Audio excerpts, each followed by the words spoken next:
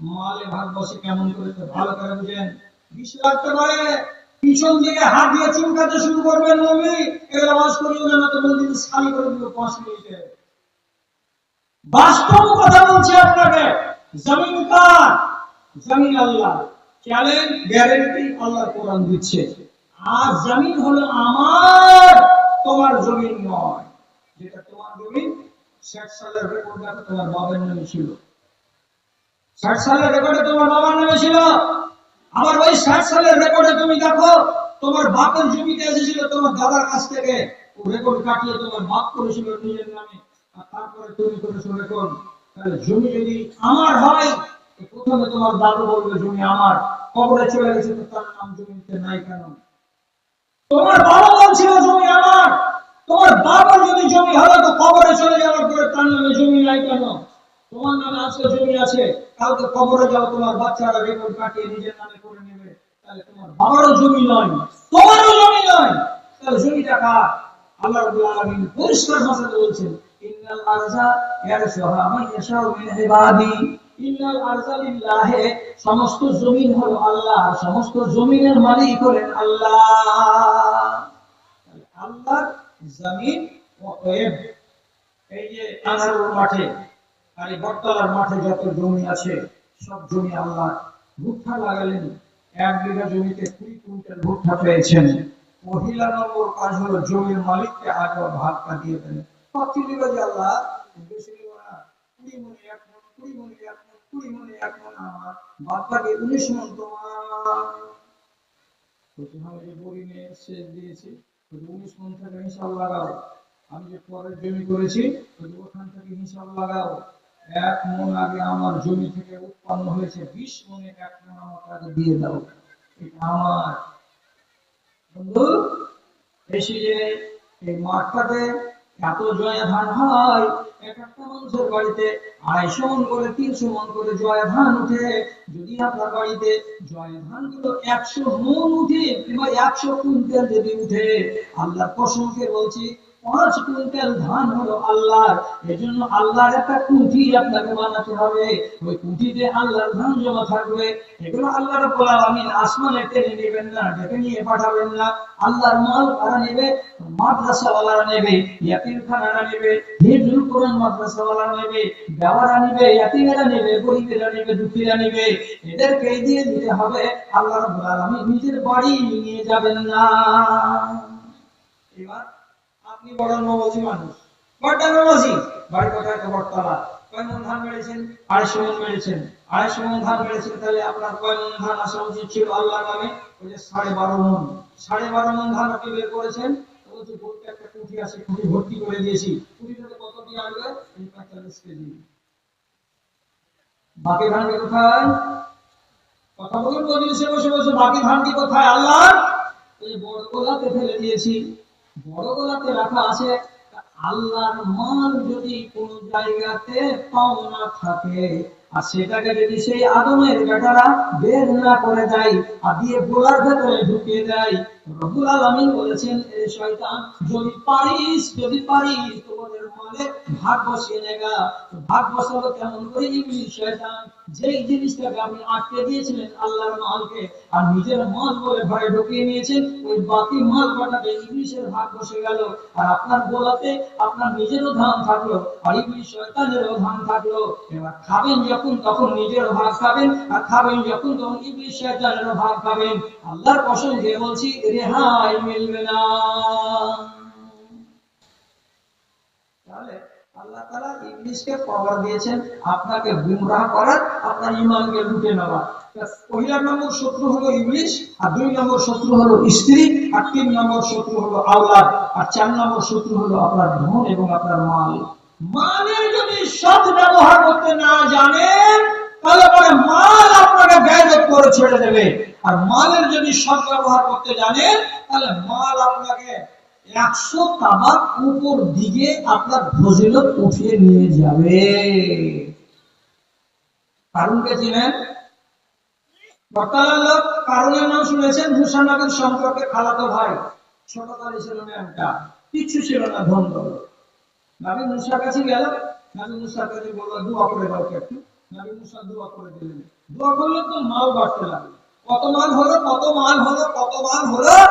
তো শুধু এইটুকু আপনাকে বলছি যে কারণের গোডাউনে যতগুলো তালার ছোড়ান ছিল, চাবি ছিল, সেই চাবি গুলোকে বহে নিয়ে বেড়াবে কতটি লোক? কোরআন বলছে 40টা লোক। 40টা লোক নওজোয়ান নিযুক্ত করা ছিল, শুধু চাবি নিয়ে বেড়াবে।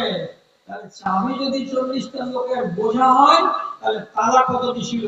আর তালা যদি এতটি হয় তো গোডাউন কতটি ছিল? আর গোডাউন যদি এতটি হয় তো ধনমান কতটি ছিল? আপনি আন্দাজ করেন তো কারুনের মালিক কত হতে পারে? সুবহানাল্লাহ। এই মানুষটাকে নবী মুসা একদিন দিয়ে বললেন, কি বললেন? ওয়াহাসান কামা আহসানাল্লাহু ইলাইকা, হে কারুন, তোমার উপরে আল্লাহ যেভাবে মেহেরবানি করেছেন, দয়া করেছেন, ঠিক সেই রকমই তুমি মানুষের উপরে দয়া করো, মানুষের উপরে একটু ইহসান করো। এর মানে কি? গরিবের ভাগকে ভুলে যেও না, এতিমের ভাগকে ভুলে যেও না। ওদের মানে কিছু দিতে হয় আল্লাহর ওয়াস্তে, তো তোমাকে বলছি কিছু আল্লাহর ওয়াস্তে দাও। এই মাল থেকে কিছু গরিবেরা উপকৃত হবে, কিছু বেওয়া এবং এতিমেরা উপকৃত হবে। তাই বলছি দাও, কিছু আল্লাহর পথে দাও। তো রেগে যে বলছে আল্লাহ আমাকে দিয়েছে, এটা কথা শুনতে পেলেন? কে বললো যে আল্লাহ দিয়েছে? যে নিজের বাহাদুরি ঝাড়লো, কি বলে? উতিতুহু আলা ইলমিন, আমি এমন একটা বিদ্যা জানতাম, সেই মন্ত্র পড়ে সেই বিদ্যা দ্বারাই আমি মান উপার্জন করেছি। এখানে কাউরি অবদান নাই, এখানে কারি ফজিলত নাই, কাউরি মেহেরবানি নাই, কাউরি হাত নাই। যা করেছি আমি বুদ্ধির জোরে করেছি, যা করেছি আমি কৌশলের জোরে করেছি। আমি একটা মালের কিঞ্চিত পরিমাণ দিতে পারবো না। হাজার হাজার উট আছে, 10টা দিলে কি হবে? হাজার হাজার ছাগল আছে, 10টা ছাগল দিয়ে দিলে কি হবে? কিছুই তো হবে না। একটা ছাগল দিব না, একটা উট দিব না। দিলই না, দিলই না, দিলই না। আল্লাহ তাআলা বলছেন এই মাল তো তকদিরকে খারাপ করেই ছাড়বে। কি খারাপ করতে গেল? আল্লাহ রাব্বুল আলামিনকে চ্যালেঞ্জ দিল যে আমার ধন আর মালের কাছে কে লাগে আর কার কথা বলতে এসেছো? একদিন আল্লাহকে ভরম দেখাবার জন্য 500-700 জন মিলিটারিকে রেশমের পালান চড়িয়ে, রেশমের পালানের উপরে ঘোড়াগুলোতে সোনার লাগাম লাগিয়ে এবং ঘোড়াগুলোর পায়ের তলায় সোনার লাল লাগিয়ে, সোনার লাগাম এবং রেশমের পালানে 500 জন লোকে চড়িয়ে নিজে সামনের সারিতে বসে খাট খাট খাট খাট খাট খাট করে চলে যাচ্ছে। নবী মুসাকে দেখাবার বললেন, কি বলছিলি? দেখ কারণের তামাশা, দেখ কারণের কত ইজ্জত, দেখ কারণের ধন আর মাল কত আছে আর কত নাই। এগুলো যখন চ্যালেঞ্জ জানাতে গেল, আল্লাহ রাব্বুল আলামিন বলেন একবার ধনের গৌরব করেছিলি আমার নামে, একটা গরিবের নামে একটা ছাগল ভেড়ে দিতে পারিসনি। আবার আজকে তুই আমাকে গরম দেখাবার জন্য এতটি মিলিটারি নিয়ে এরকম করে সোনার লাগাম লাগিয়ে সোনার পালনে চড়ে তুই এরকম করে দুনিয়াকে দেখাতে বসেছিস। আল্লাহ রাব্বুল আলামিন আসমান থেকে আদেশ করে বলছেন জমিনকে, জমিন আমি তোর মালিক তোকে বলছি, জলদি করে এই মালামুনকে নিজের পেটের ভেতরে ভরে নেই, ওকে 1 মিনিটের জন্য বাইরে রাখতে হবে না। ফাসাবনা বিহি ওয়া বিদারিহি, আল্লাহ তাআলা বলেন জমিন ফেটে গেল। আর যেমনি জমিন ফেটে যাওয়া, তার 500 জন মিলিটারি এবং কারণ সমেত, তার ঘোড়া সমেত, তার সৈন্য বাহিনী সমেত তারা জমিনের ভিতরে ঢুকে গেল। এবং নবীজি বলছেন ইন্নামা ইউজালজিলু ফি বাতনিল আরজি ইলা ইয়াউমিল কিয়ামাতি, যতদিন পর্যন্ত কিয়ামত না হবে ততদিন পর্যন্ত কারণ জমির ভেতরে ঢুকেই যাবে। প্রতিদিন আধা করে, প্রতিদিন 4 আঙ্গুল করে, প্রতিদিন 6 আঙ্গুল করে, প্রতিদিন 1 হাত করে ঢুকেই যাচ্ছে, ঢুকেই যাচ্ছে, ঢুকেই যাচ্ছে। কতদিন ঢুকবে, কতদিন ঢুকবে? নবীজি বলছেন যেদিন কিয়ামত কাছে আসবে সেই দিন জমিন ফুঁড়ে কারণের দেহ বেরিয়ে আসবে। যেদিন কারণের দেহ মাটি ফুঁড়ে বেরিয়ে যাবে সেদিন জানতে হবে কিয়ামত কাছে এসেছে। তার আগে কারণ কিন্তু মাটির ভেতর থেকে বেরিয়ে আসতে পারবে না। মালের অসৎ ব্যবহার যখন হলো, আল্লাহ তাআলা ওকে গায়েব করে দিলেন, ঢুকে গেল। মাটির তলাতে আজও ঢুকে চলে যাচ্ছে। মুসলমানেরা আমাদের দেশে যত আছে সব দিক দিয়ে ঠিক আছে। আমাদের শেষাবাদ জাতিতে যারা আহলে হাদিস তারা ধর্ম মানার দিক দিয়ে ঠিক আছে, নামাজ রোজা তো করে বটে, কিন্তু শতকরা 95% মুসলমান যাকাতের মসলাতে ফেল। যাকাত বলতে গেলে এদের চক্ষু চড়ক গাছ, উসরের কথা বলতে গেলে এদের মগজ খাট্টা হয়ে যাবে। আর নারীদেরকে যদি পর্দার কথা বলা যায় আর ওরাকে যদি শুধু নিষেধ করা যায় যে হলদি লাগাতে যাবে না কাউকে, আর পরের বাড়ি কাউকে থুবড়া খাওয়াতে যাবে না, যদি নিষেধ করা যায় এদের ডাল ফুলে একবার এতক্ষণ মোটা পাউরুটি ঢুকে যাওয়ার মতো হয়ে যাবে। এটা আজকাল নারীদের পর্দা নাই, আর মুসলমান সমাজের বেটা ছেলেদের মাঝখানে এই অবসরের মাল আর এই জাকাতের মাল, এই কথাটাকে মানার মানসিকতা আজ পর্যন্ত তৈরি হয়নি আমাদের দেশে। না হলে একটা মানুষ যদি ঠিক করে বসে বের করে আপনার গ্রামে কোন কথা শামসি অঞ্চলের লাইট নিয়ে জ্বালিয়ে বাড়িতে হবে, গরিব কোথা দিদি, গরিব কোথা দিদি, গরিব কোথা দিদি। হ্যাঁ, একটা বাড়ির দেওয়াকে আপনি যদি আপনার ভাগ থেকে আগুন দেন, আর ওইটা যদি 20টা লোক থাকে আর আগুন আগুন করে যদি জয়সী কিনে দেয়, তাহলে ওই দেওয়াটা 10 মণ ধান হবে। ও আর বাইরে গ্রাম ভাঙতে যাবে? তবে যেগুলো কুমারগঞ্জ থেকে যায় আর ওই মহানন্দা ব্রিজ থেকে যায়, এই ছুচকিরা হলো কি, এরা হলো নিশাখোর, এরা হলো স্বার্থপর ভিখারি। এই এই খানগিরাকে একটা পয়সা দিয়ে মানে লাভ হবে না, আর এরা আসল ভিখারি নয়। এরা হলো যাত্রা বসে और दिन হলে আজকে রবিবার কোথায় তো মঙ্গলবার, আজকে মঙ্গলবার আজকে কোথায় তো শামসি, পরশুদিন সোমবার কোথায় তো কুমেদপুর, দিন ভাগ করা আছে। আর ওই যতটি কামিনা বেটি ছেলে আছে এই এলাকা কুমারগঞ্জের আর মোহাম্মদ ব্রিজ থেকে 100টা মতো বেরিয়ে আসবে, সারা দিন টোটো টোটো টোটো টোটো করে 500 টাকা ইনকাম করে বাড়ি ঘুরে ঘুরে দেখে দেখে একটা ফকির নিয়ে ঘুরি নয়, সবাই সোনার গয়না পড়ছে আর ভালো ভালো শাড়ি পরছে। ভিক্ষা করাটা কি? এটা হলো নেশা। বসে থেকে থেকে দিন কাটাবো, 500 টাকা করে দিন ইনকাম হতো, এটা দিয়ে সোয়াব নাই। আর যে চাইতে জানে না, আপনার মুখের দিকে তাকিয়ে আছে, তো আপনি ওই মুখ খানাকে পড়তে জানেন না বলে আপনি ওকে 5 টাকা দিয়ে সবুর করে নিচ্ছেন, অথচ ওটা আপনার গ্রামে ওর হকদার। যদি আমরা আমাদের দেশের লোকেরা ওসরের মশলাটাকে মানতাম আর যাকাতের মশলাটাকে মানতাম, তাহলে আমাদের দেশের কোন ছেলের, কোন মেয়ের, কোন গরিবের শাড়ির আর লুঙ্গির আর খাবারের অভাব হতো না। এই মজলিসে কত বেটি ছেলে আছে, আর 10 ভরি চাঁদের গয়না আছে বাড়িতে, যাকাত দেয়? যাকাত যদি দিই তাহলে খাবের কথা জানলে নিবে, কোন জানলে নিবে তোকে খাবের বাপ, তো তোর যে ইমান চলে গেল, তো তোকে যে নরকে ঘুরে দিবে, কোনটা ভালো আর কোনটা মন্দ? খাবের বাপ ভালো না তোর যাকাতটা বের করে দেওয়া ভালো? যাকাত বের করতে রাজি নয়, অথচ 595 গ্রাম যদি চাঁদি থাকে কোন নারীর কাছে, আর যদি যাকাত না দেয়, কিয়ামতের দিন তোর ভাই ছাগল হয়ে, ভেড়া হয়ে, বকরি হয়ে, গরু হয়ে চড়ে থাকবে আর হাম্বা হাম্বা করে চেঁচাবে, ততক্ষণ পর্যন্ত ছাড়বে না যতক্ষণ জাহান্নামে থেকে না ধরবে, ততক্ষণ ঘর থেকে নামবে না।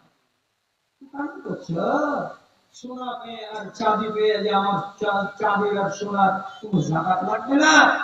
হাজার হাজার মন ধান রাখছো আর মাত্র 8 মণ আর 1 মণ ধান বের করে পাটনা মাদ্রাসাতে 15 কেজি দিলা, আর কাতলা বাড়িতে 15 কেজি দিয়ে দিলা, যাওয়ার পরে হাত ঝাড়া দিয়ে বলছো সব যাকাত বাড়ি করে দিয়েছি, শ্বশুর বাড়ি করে দিয়েছি। তৈরি থাকো, আছিলার আল্লাহ আল্লাহ তাআলা তৈরি করে রেখেছে এই সমস্ত যাকাত খোরের গে আর ওষুধ খোরের গে জন্য। কেন? এটা পোকালাগা ইমান নিয়ে এখানে বেঁচে থাকবেন দুনিয়াতে। ভাই আমি যে কথাগুলো বলতে যাচ্ছি হজম করতে পারবেন? আব্দুল্লাহ সাহাল বিন আব্দুল্লাহ বলে এক তাবেঈ, ওর মা আর ওর 2 ভাই ওর নামে কেস করলো আব্দুল্লাহ বিন মুবারকের কাছে। একটা বড় আলেমের দিন আব্দুল্লাহ বিন মুবারকের কাছে কেস করে যে বলছে, মাওলানা জি একটু বিচার করে দেন, ঠিক করে কি হয়েছে বাবা? আমার বেটা সাহাল বিন আব্দুল্লাহ কিছু টাকা পয়সা জমা রাখলো না, সব সাদা করে দিল, খায়রাত করে দিল, গরিব আর ফকিরকে দেখে সব দান করে করে বাড়িকে ফাঁকা করে দিল। তো আফসা আলাইহিমুল ফাকরা, আমাদের ভয় হচ্ছে যে আমার এই ছেলেটা ফকির হয়ে যাবে, আমার বাচ্চাটা গরিব হয়ে যাবে, তার কাছে ধন মাল কিছু থাকবে না। কেন যে ধন মাল কিছুই রাখে না, সব আল্লাহ বলে খরচ করে দেয়, খরচ করে দেয়, খরচ করে দেয়। আপনি একটু বুঝান ছেলেটাকে যাতে আপনার কথাতে সাবধান হয়ে যায় আর মালগুলোকে বরবাদ না করে দেয়। তোমার ছেলেকে এনেছে সাথে, বলছে না আনি না, কালকে নিয়ে আসবেন ছেলেটাকে সাথে করে। তারপরের দিন সাহাল বিন আব্দুল্লাহকে সাথে করে ওর মা আর ওর দুই ভাই এসেছে মাওলানা আব্দুল্লাহ বিন মুবারকের কাছে। এসে তখন বলছে, এই যে ছেলে, এই ছেলের জন্য আমরা আপনার কাছে কেস করেছিলাম। ছেলে হাতে বলে বলছে, কি বাবা মা, তোমার বিরুদ্ধে কেস করেছি মাওলানার কাছে বিচার নিব বলে। তখন ছেলে বলছে, উস্তাদজি আমার মা আপনার কাছে কি কেস করেছে? বলছে, বাবা তোমার মা আর তোমার দুই ভাই তোমার বিরুদ্ধে কেস করেছে এই যে তুমি তোমার বাড়ির টাকা পয়সা, চাল, ধান, গম, আটা কিছুই রাখতে চাইছো না, সব গরিব দুঃখীকে সবকে বন্টন করে দিচ্ছ, তো তুমি কি নিজে ফকির হয়ে যাবে নাকি? এরকম কেন অভ্যাস তোমার? আরে দান করতে মনে নাই, করো, খায়রাত করতে নিষেধ করিনি, করো, কিন্তু এইরকম কেন? তখন সাহাল বিন আব্দুল্লাহ বলছে, মাওলানা আপনি পড়াশোনার মানুষ, আলেম এতিম, আপনারা তো বুঝাতে আমি পারবো না, তবে একটা কথা বলছি, যদি আমার কথাটা ঠিক হয় তাহলে তো ঠিক আছে, আর আমার কথা যদি ভুল হয় তাহলে আমি ঘুরিয়ে নিব, ফিরিয়ে নিব আপনার কাছ থেকে। কি বাবা, কি কথা বলবে? তাহলে এই বলছে, লাউ আন্না রাজুলান ইশতারা যায়আতান বিরুস্তাফা, এখানে হলো মদিনায় বাড়ি, আর এখান থেকে 200-300 মাইল পূর্ব দিকে সৌদি আরবের বর্ডারে একটা শহরের নাম হলো রুস্তাক শহর। লোকটা বলছে, সাহাবী আব্দুল্লাহ বলছে, একটা মানুষ যদি মদিনাতে বাস করছিল, এবার মদিনাকে ছেড়ে দিয়ে রুস্তাক শহরে পালিয়ে যাবে। রুস্তাক শহরে যদি পালিয়ে যায়, আপনি বলুন তো মদিনাতে তার মালগুলো যে আছে এগুলো রেখে দিয়ে চলে যাবে না এই মালগুলো ওখানে নিয়ে যাবে? আমার বাড়ি বটতলা, আমি পালিয়ে যাওয়া শামসি, তাহলে বটতলাতে আমার বাড়ি ঘরের মাল ধনগুলো ফেলে দিয়ে খালি হাত চলে যাবো না, মালগুলো আমি শামসি নিয়ে যাবো? বলুন তো ঠিক করে। আব্দুল্লাহ বিন মুবারক বলছে, বাবা তুমি যখন মদিনা থেকে তোমার বাড়িকে হস্তান্তর করবে, নিয়ে চলে যাবে রুস্তাক শহরে, তাহলে তোমার বাড়ির খাট, খাটলা, চেয়ার, আসবাবপত্র যত আছে সব তুমি নিয়ে চলে যাবে রুস্তাক শহরে? তখন বলছে, বাড়ি পেয়েছি উস্তাদজি আপনাকে। হ্যাঁ, আমার যদি মদিনার অস্থায়ী বাড়ি থেকে আমি ওইখানকার বাড়িতে যাওয়ার কালে আমার সামানগুলোকে সব ওইখান থেকে ওইখানে যদি হস্তান্তর করতে পারি, তাহলে ভালো করে বুঝুন, দুনিয়াটা আমার বাড়ি নয়, আখিরাতটাই হলো আমার বাড়ি। অতএব দুনিয়াতে আমি আমার মালগুলোকে জমা রেখে দিয়ে আমি যাব না, আমার মালগুলোকে আমার আখিরাতের বাড়িতে ট্রান্সফার করে দিয়ে চলে যাব। এর মানেটা কি? আমার এখন 200টা দিরহাম আছে, আমি দিরহামটিকে ওই বাড়িতে ট্রান্সফার করে দেব। কেমন করে ট্রান্সফার করবে? বলছে গরিবকে আমি দিয়ে দেব, এই টাকাটা আমার জমা থাকবে, কিয়ামতের দিন আল্লাহ আমাকে এর বদলা দেবেন। আমার বাড়িতে একটা শপের খাট আছে, আমি শপের খাটখানা গুলো একটা বেওয়াকে তুমি একটা ইয়াতিমকে আমি দিয়ে দেব। এই খাটখানা যদি ওকে দিয়ে দিই, আমার মালিকানা থেকে বেরিয়ে গেল, আর মালিকানা থেকে যদি বেরিয়ে যায় তো এই বদলাটা কিয়ামতের দিন আমি আল্লাহর কাছে পাবো। এর মানে হলো এই, আমি আমার সামানগুলোকে আমার দুনিয়ার জীবন থেকে আমার আখিরাতের জীবনে পাঠিয়ে দিচ্ছি, এটা আমি ভুল কাজ করি না। যেমন এই যুক্তিটা পেশ করা, আব্দুল্লাহ বিন মুবারক বলছেন তার মাকে ডেকে, ও খালাজান, খালাজান আপনার বেটা হলো বুদ্ধিমান ছেলে, এমন ছেলেকে আমি বুঝাতে পারবো না। মাল যদি সে নিজের বিক্রি করে, মাল যদি নিজে সে দান করে দেয়, তাকে আটকানো যাবে না, তার রুজি রুটির ব্যবস্থা তাকে আল্লাহ তাআলা দিয়েছে, কোথা থেকে যে পাবে সে নিজেই বুঝবে, আর কেমন করে মাল খরচ করবে সে নিজেই বুঝবে, আমি ওকে বাধা দিতে যাব না, আমি ওকে নিষেধ করতে পারবো না। ভাইরা আর মা ওখান থেকে খালি হাত ধরে চলে এলো। আর সাহাল বিন আব্দুল্লাহ বলছেন, আমি যেভাবে খরচ করছিলাম ওভাবেই খরচ করতে থেকে যাব, আমাকে কেউ নিষেধ করতে আসিও না। কেমন চালাকটা, কেমন হিসাবটা কেমন করে রেখেছে। মালকে আমি জমিয়ে রেখে আমার হিসাবটাকে ভারী করবো না। তাহলে শেষ করি কথা, একটা কথা বলে একটা হাদিস বলে। নবী করিম সাল্লাল্লাহু আলাইহি ওয়াসাল্লাম বলছেন, আদমের বেটারা দুটো জিনিসকে অপছন্দ করে। আদমের বেটা বেটিরা দুটো জিনিসকে অপছন্দ করে। কি দুটো জিনিস? এক নম্বর হচ্ছে আল মউত, মউতকে অপছন্দ করে লোকেরা। অথচ নবীজি বলছেন, আল মাউতু খায়রুন ইনদাল ফিতনাতে, যে যুগে ফিতনা বেড়ে যাবে গ্রামে, পোড়াতে, পাড়াতে, দেশে, এলাকায়, সেই যুগে তোমার মরে যাও ভালো হবে তোমার বেঁচে থাকার চাইতে। অথচ মানুষেরা মউতকে ভালোবাসে না। ইল্লাতুল মাল, কোন মানুষের যদি ধন কম হয়, কোন মানুষের যদি মাল কম হয়, এটাকে সে পছন্দ করে না। আর মানেটা কি? আল্লাহ আমাকে ধন দাও, আল্লাহ আমাকে টাকা দাও, আল্লাহ আমাকে জমি দাও, আল্লাহ আমাকে পয়সাওয়ালা বানাও। যত বনি আদম আছে, যত আদমের বেটা বেটি আছে, সবার মন হলো আমি ধনী হব, আমি কোটিপতি হব, আমি মালদার হব। মাল চাই, মাল চাই, মাল চাই, এটাই পছন্দ করে। এরা কম মালে খুশি থাকতে চায় না, এরা কম মালকে পছন্দ করে না। অথচ নবীজি কি বলছেন, ওয়া আমার কালিলুল মাল আকালুল হিসাবে, তোমার মাল যদি কম হয় রে আদমের বেটারা, তোমার কিয়ামতের দিনে এটা সহজ হলো কি হিসাবের দিক দিয়ে, তোমার হিসাবটা হালকা হবে, কম হবে, তাড়াতাড়ি হিসাব দিতে পারবে। আর ধন যদি বেশি হয়ে যায়, তোমার হিসাবটা লম্বা হবে, তোমার কাল ঘাম ছুটে যাবে, এবং তোমাকে অনেক অনেক যন্ত্রণা পোহাতে হবে হাসরের ময়দানে। কাজে বেশি বেশি মালের ভাবনা ভাবিও না, কম মাল যদি থাকে তো তাতেই সন্তুষ্টি প্রকাশ করো। বন্ধুরা, ঘড়িতে কটা বাজছে? ঘড়িতে বাজছে এখন 12টা। এর মানে 1 ঘন্টা 20 মিনিট আপনার কথা শোনা হয়ে গেল। এর ভিতরে কতখানি নিজেকে স্বাবলম্বী করতে পারলাম, আর আগামী যে কটা দিন বাঁচবো সেই কটা দিন আমি আমার শত্রুদের থেকে কতখানি নিজেকে নিরাপদে রাখবো আর রাখতে পারবো, এ বিষয়ে আপনাকে সজাগ থাকতে হবে। আপনার ঈমান, আপনার আহলিয়া, আপনার স্ত্রী কোন কৌশলে যেন ড্যামেজ করতে না পারে। আপনার ঈমান, আপনার ছেলে আর মেয়ে কোন কৌশলে যাতে করে খেয়ে নিতে না পারে। আপনি মালের এমন অসৎ ব্যবহার করবেন না যাতে করে আল্লাহ তাআলার কাছে আপনি ধরা খাবেন, আর ধরা খেয়ে আপনি নিজের আখিরাতকে বরবাদ করবেন। এখান থেকে সাবধান থাকবেন। আর আপনি ইবলিস শয়তান থেকে সদা সতর্ক থাকবেন। তার জন্য দিনে আর রাতে যখন তখন মাঝে মধ্যে দুটা কথাকে বলার অভ্যাস করুন। মাঝে মাঝে বলবেন আস্তাগফিরুল্লাহ, আর মাঝে মাঝে বলবেন আউযু বিল্লাহি মিনাশ শাইতানির রাজীম, আউযু বিল্লাহি মিনাশ শাইতানির রাজীম। এই কথাগুলো মাঝে মাঝে স্মরণ করতে থাকবেন। তাহলে আলহামদুলিল্লাহ, খুশি না? 2 মিনিট সময় দেন, খালি আমার সাথে সাথে একটু করে হালে হালে করে আমিন বলবেন আপনারা।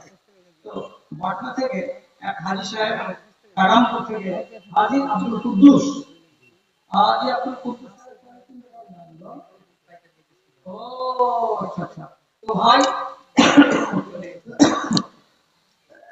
আব্দুল কুদ্দুস সাহেব উনি মহিলা মাদ্রাসাকে 5